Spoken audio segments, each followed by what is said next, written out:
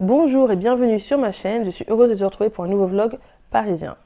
Ce vlog va résumer mes derniers jours de 2024. C'était une période qui était morose et compliquée puisque c'était les premiers jours de deuil en fait, suite au décès de mon père. Et pendant cette période quand même, j'ai quand même pris le temps de sortir de la maison, d'aller à Paris me balader, de retrouver des amis pour déjeuner, faire des brunchs, etc. Donc voilà, ces images sont un peu le résumé de ces derniers jours avant le début de 2025. Et donc dans ce vlog, je t'emmène avec moi pour découvrir comment j'ai vécu cette fin d'année, entre moments de partage, découvertes culturelles et des petits plaisirs. J'ai commencé par une journée avec Fatou à Paris. Nous sommes partis bruncher au Bariolé de Maude, un lieu que je vous recommande vivement. Pour 26 ou 28 €, ça dépend si c'est en semaine ou en week-end, vous avez droit à des boissons chaudes à volonté, donc thé, café, chocolat, un jus de fruits, une grande assiette et un dessert et en plus un petit cookie. Donc c'était vraiment très bon. J'ai découvert, c'est vrai, franchement je recommande. Le service était vraiment cool, les gens étaient vraiment sympas. On y a été en semaine, donc il n'y avait pas trop de pression en ayant de la queue et du monde, mais c'était vraiment bien. Et le bariolé, c'est très très bon, quoi. J'ai beaucoup aimé. Je pense que le bariolé, c'est des petits trucs triangulaires qu'il y avait dans l'assiette, qui ressemblaient comme, je sais pas, des petits tacos ou des choses comme ça. Je sais même pas comment décrire ça. Ou une espèce de demi-wrap, enfin, je sais pas comment le décrire, mais c'était très très intéressant. J'ai envie de revenir pour retester d'autres versions de ces assiettes. Et le pancake était délicieux. Par contre, j'étais blindée à la fin. Donc après ça, on est parti faire une petite marche et on est parti en direction du Palais de Tokyo pour voir une expo inspirée de l'œuvre de Maryse Condé, Tituba, Moi la sorcière. Bon, c'est pas le nom du livre, hein. Mais en fait, l'histoire, c'est l'histoire de Tituba, qui est une jeune femme à l'époque de la traite négrière qui perd ses parents et développe des pouvoirs qui lui permettent de rester en contact avec ses ancêtres. Et de temps à autre, ils reviennent dans sa vie pour la guider et surtout pour la protéger.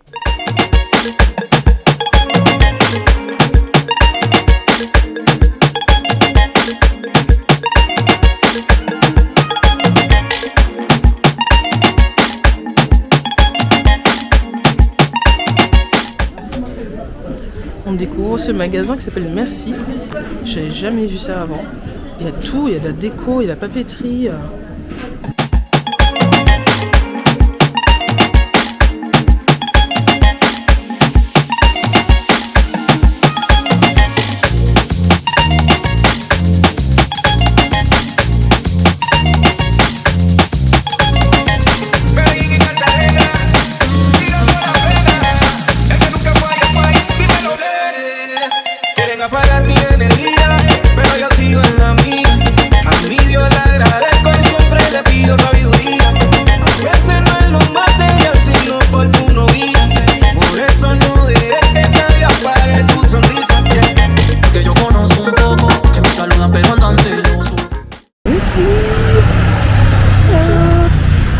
Bienvenue à Paris.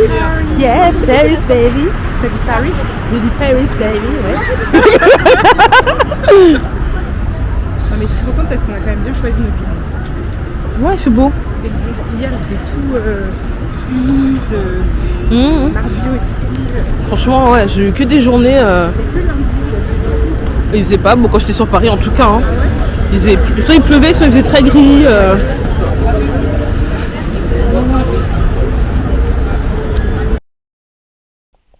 Et donc, l'expo explore des thèmes profonds comme le deuil, la mémoire, l'ancestralité, et à travers des œuvres d'artistes qui viennent de France, du Royaume-Uni et d'Amérique du Nord, eh bien, on a différentes interprétations en fait de ces thèmes.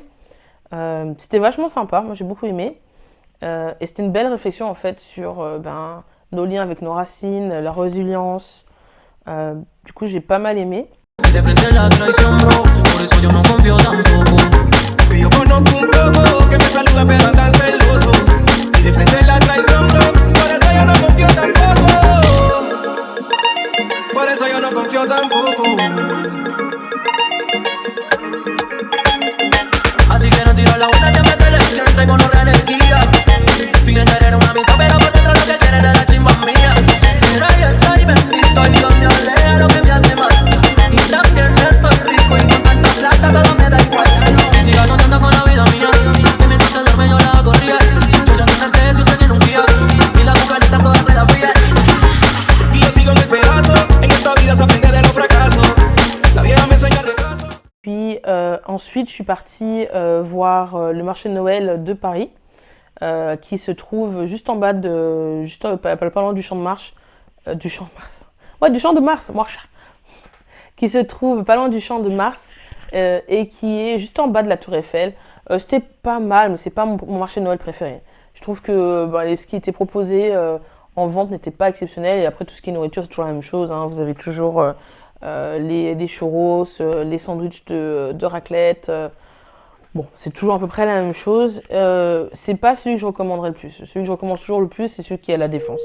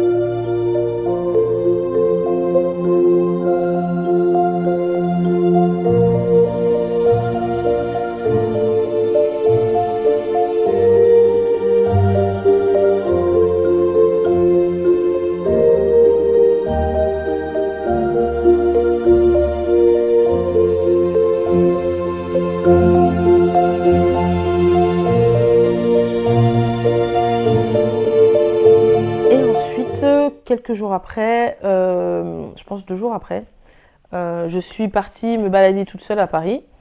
J'aime bien faire ça de temps en temps. J'ai commencé par aller dans une adresse que j'ai repérée sur les réseaux sociaux qui s'appelle Dinant par Ferdi, qui est recommandée pour les burgers.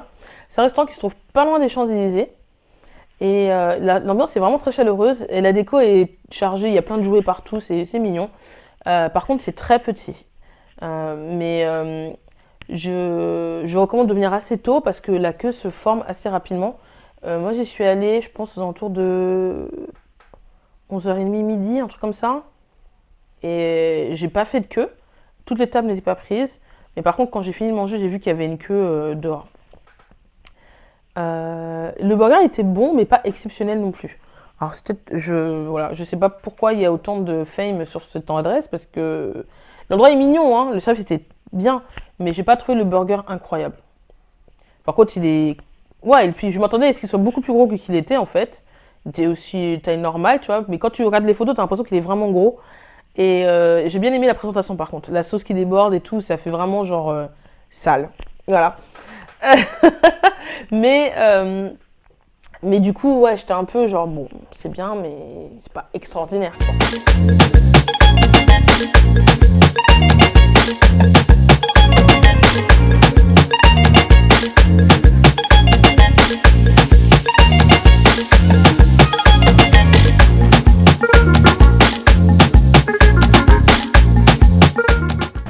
Franchement, voir cette devanture, c'était vraiment une belle surprise. Parce que je suis tellement habituée à ce qu'il n'y ait pas de décoration à Paris par rapport à Londres. C'est la première fois où je vois quelque chose qui est vraiment similaire à ce qu'on voit à Londres, et que je vois une ancienne faire un vrai effort pour décorer en fait les façades pendant les périodes des fêtes. Chapeau dur. Il fait particulièrement froid aujourd'hui. Il fait genre -1. Même à Londres, j'ai pas eu cette température là. C'est la première fois qu'il fait aussi froid. Je crois que l'hiver a vraiment commencé fin décembre. On est arrivé.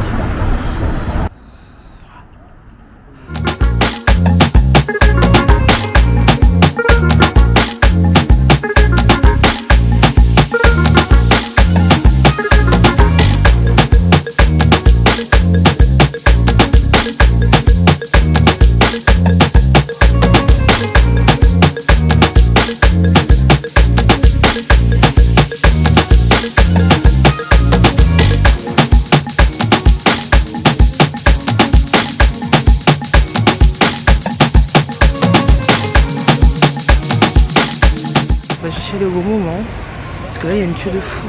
Attends, je sais pas si on va le voir. Non, on va voir. Il y a une queue maintenant. Je suis partie et je fais le bon moment. Alors, ensuite, qu'est-ce que j'ai fait après ce jour-là? Ah oui. Zéro mémoire, incroyable. Ensuite, je suis allée au Paname Café pour aller voir du stand-up. Ça faisait longtemps que je voulais aller les voir parce que je vois les vidéos, je suis la chaîne YouTube, donc ça faisait un petit moment que je voulais y aller. C'est vraiment une super expérience. C'est marrant de voir des humoristes qui sont c'est des textes en rodage, hein, donc parfois ça passe et parfois ça casse, et exactement ce qui s'est passé. Il y a certains humoristes pour qui ça a été un succès, quoi, tout le monde était dedans, et puis d'autres c'était un peu moins ça, quoi, on était un peu moins dedans, quoi. Et c'est trop marrant parce qu'on sent que certains ça avait marché avant et là ce coup-ci ça marchait pas. Tu vois ce que je veux dire, c'est qu'ils ont déjà présenté ce texte à un autre public et le public était là, ha ha ha ha. Et là, par contre, nous, ce jour-là, non. Après, moi, c'était particulier parce que, comme je disais, je revenais, ça faisait même pas un mois que mon père était décédé, donc j'avais pas forcément l'esprit, à rigoler à toutes les blagues potages possibles, tu vois. Il fallait, c'est ça aussi, quoi. Je pense que c'est pas juste que la blague elle est bonne ou elle est mauvaise, c'est aussi comment le public qui le reçoit est, dans quel état on est, tu vois. Mais il y avait des sessions qui étaient vraiment drôles. C'est ballot parce que là, je me rappelle même plus des noms des gens que j'ai bien aimés, quoi. C'est ballot.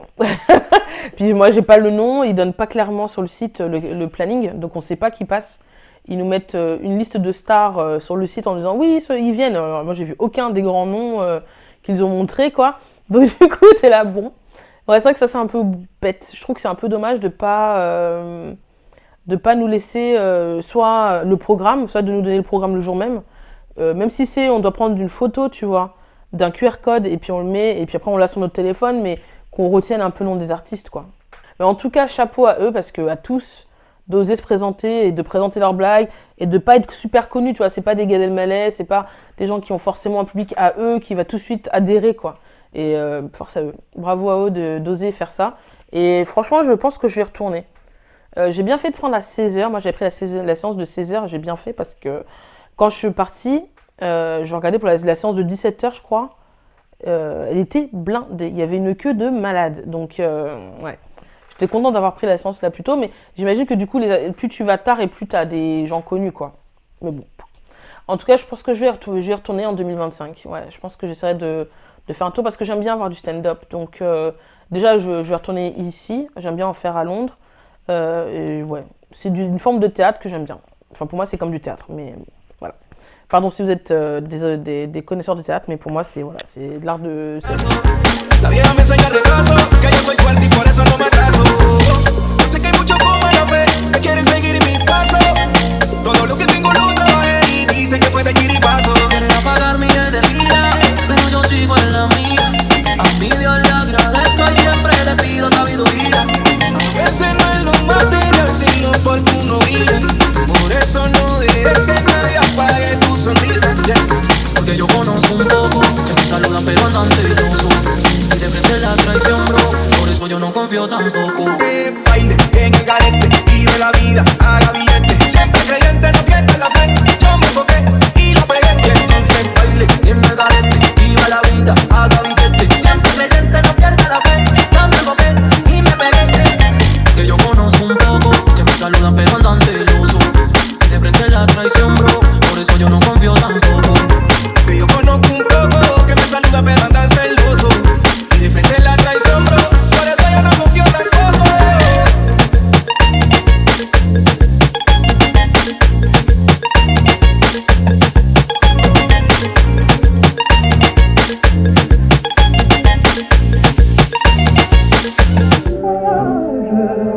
Il peut vivre sans la mer et le beau temps. Autant demander à une fleur sauvage si l'on peut vraiment se porter de printemps.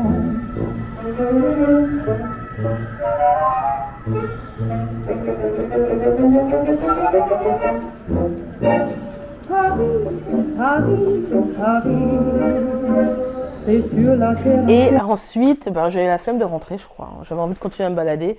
Et je suis passée à Châtelet pour aller tester une adresse spécialisée dans les chocolats chauds. Elle s'appelle Oct et Loca. Et c'est trop marrant comme concept. En fait, tu peux choisir l'intensité de ton chocolat, donc de chocolat blanc, même ils font dulce de leche aussi, donc c'est carrément, il n'y a même pas de chocolat, chocolat noir, très noir et tout. Et en fait, ils te donnent, tu prends ça, et quand ils te servent, ils te donnent un fond de chocolat fondu, en fait. Et ensuite, toi, tu dois rajouter le lait à mesure que tu veux, quoi. Donc le lait est comme dans une espèce de fiole de chimiste, là, et tu rajoutes le lait, et après, tu as un petit fouet, et tu secoues. J'ai beaucoup aimé, ça m'a fait plaisir de faire ça. Je trouve ça un peu ludique, c'est marrant, quoi. Mais je me suis rendu compte que j'ai utilisé tout le lait, j'aurais pas dû, parce que ça rendait le chocolat beaucoup trop liquide.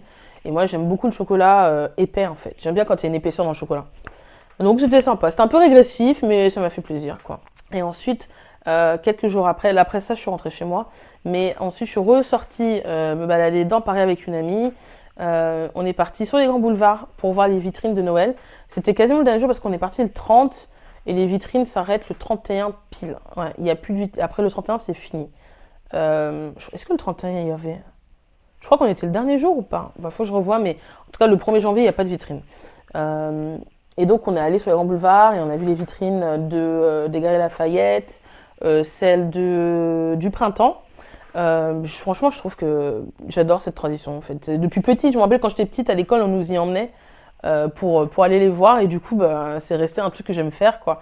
Et je trouve que les marionnettistes ont un sacré talent pour pouvoir créer comme ça quelque chose qui génère un peu comme une impression de magie. Enfin, et puis ça marche encore sur les enfants. Il y a toujours beaucoup d'enfants qui s'arrêtent pour aller voir les vitrines de Noël. Ils sont toujours un peu les yeux comme ça, plein d'étoiles. Et honnêtement, j'ai préféré les vitrines du printemps par rapport aux Galeries Lafayette. Je trouve que Galeries Lafayette, c'était plus mettre en avant des produits à vendre. C'est plus proche de ce qu'on a ici à Londres. Ici, on a des vitrines et ça ressemble beaucoup, si vous voulez, à Fortnum & Mason. À Fortnum & Mason, c'est une grande épicerie fine, un grand magasin d'épicerie fine dans le centre de Londres. Ils ont aussi des vitrines et ça ressemble à ce que fait les Galeries Lafayette, c'est-à-dire que c'est très... c'est très... on met en avant le produit, en fait. Il n'y a pas vraiment d'histoire, en fait. L'histoire, elle est pas... Il n'y a pas grand-chose, quoi. L'histoire, c'est 2 lignes, quoi. Et je trouve que dans celui du printemps, c'est un peu plus sympa. Il y a un peu plus d'histoire, un peu moins de mise en avant des produits. Et je trouve ça plus agréable. J'aime bien quand c'est un peu plus nuancé, la communication comme ça, tu vois. Si c'est trop flagrant, c'est... bon. Et donc, j'ai beaucoup aimé. Et après, au Galeries Lafayette, on allait voir le sapin de Noël. On n'a pas fait la queue pour faire la photo et tout, parce que pas le temps. Mais j'ai bien aimé que... Je me rappelais pas qu'ils faisaient ça avant... cette espèce de son et lumière et tout. Je me rappelais pas qu'ils faisaient ça avant, mais ils faisaient une espèce de son et lumière avec l'arbre et tout. Et je trouve ça trop mignon, trop sympa.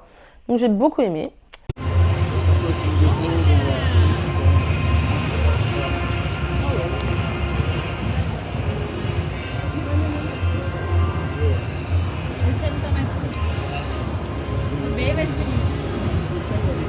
Ouais.